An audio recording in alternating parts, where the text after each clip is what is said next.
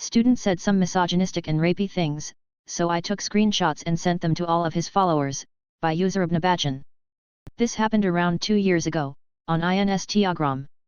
At the time, there was a viral video going around of some guy repeatedly punching a stray dog while laughing out loud. Someone posted the video. In the comments, most people were saying that the guy should be arrested, but this student was defending the dude, basically arguing that why'd you ruin a young man's life for the sake of some worthless stray dog. I had an argument with him for like 15 to 20 minutes until I give up. Then he started sending me direct messages, saying stuff like that people like me are the reason that these parasites, stray dogs and cats, exist in our cities, because we provide them with food and water. I said, so, what are you going to do about it? And he kinda went berserk, saying he'd beat me up and do stuff to me if sees me, just a bunch of very violent but childish comments. So I went to his page. He had like 100 followers, and he was apparently a university student. I took some screenshots, believe me, a lot of really violent and rapey stuff with details, and started sending them to his followers with an explanation. Instagram wouldn't let me to send so many DMs in a short time, so I got my friends to help me. Some people wrote back to us, most of them girls, saying that they were extremely disappointed in him. A few days later, he messaged me and said thank you for ruining my social life. His account was gone after that. Petty, but oh so rewarding, revenge on my snooze button hitting wife, by user SpyKnife3x. My darling princess wife, the absolute love of my life, hates getting up in the morning. She is, by her own admission, not a morning person. Each and every morning when her alarm on her phone goes off, she hits snooze. Over and fucking over again. I have asked her several times to just get out of bed on the first alarm and be done with it. I have asked her to change the time that the alarm goes off if she wants to sleep late. She apologizes and promises to change her behavior.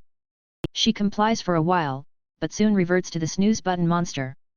So now when I get up in the night to have a piss, I'm old, it happens and will happen to you too, I move her phone away from her bedside table.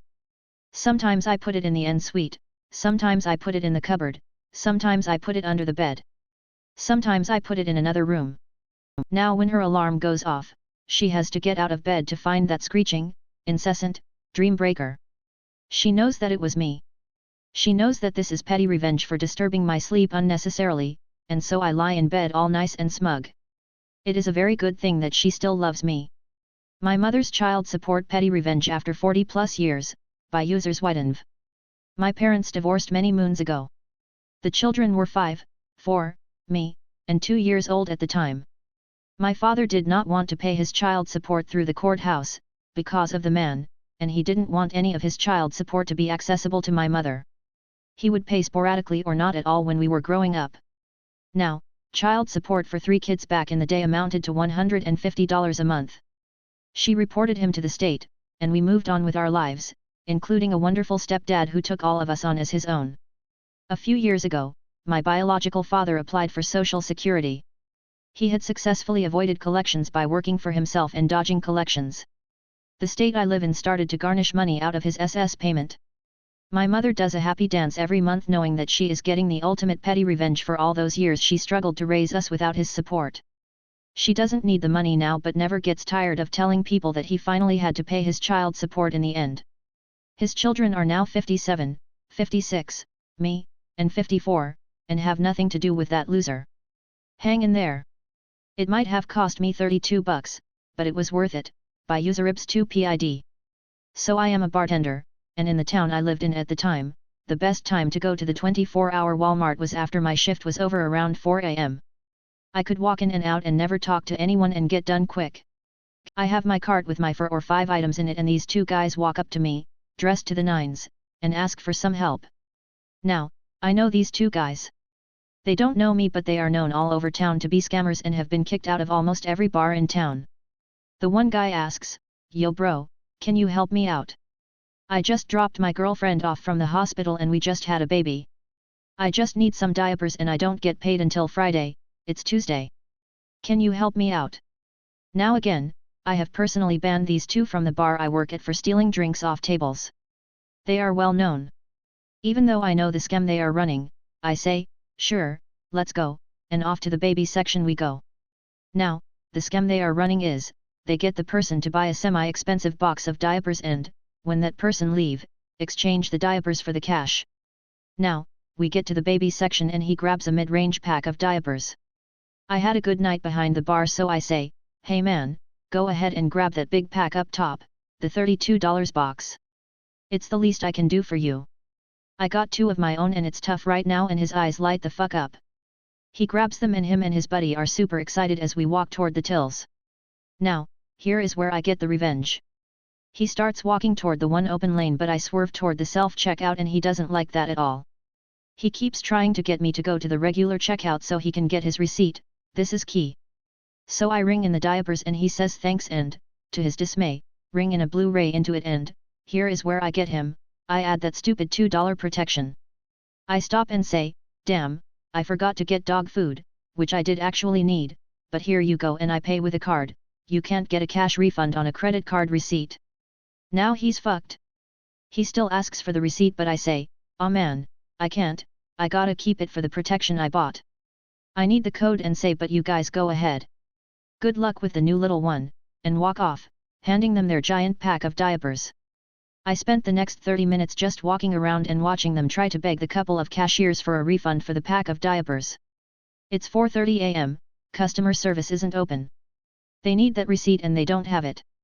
I see them leave and I check out and the one lady standing by the self-checkout says, "You know they were just scamming you. The minute you left, they tried to get the money for those.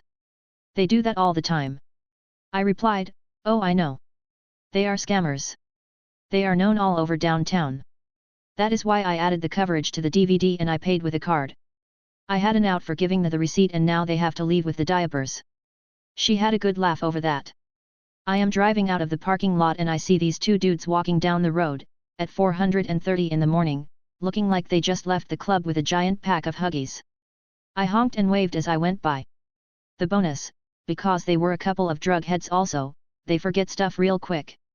I was in the same Walmart a couple weeks later and guess who walks up?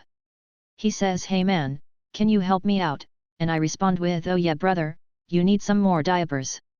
He gets the deer in the headlights look and starts stuttering, "Oh no man, yeah, thanks anyway." And shuffles off. Well worth it in my opinion. Edit, thanks for all the awards petty internet strangers. I will use the silver to buy more internet diapers for internet scammers. Don't threaten me with copyright infringement, by user Mounta in Goat05.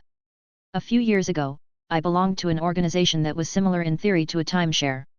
I felt like they were doing some shady stuff, and wanted to talk to other members. The company did their best to prevent that, so I started a Facebook group called Unofficial Organization Chat.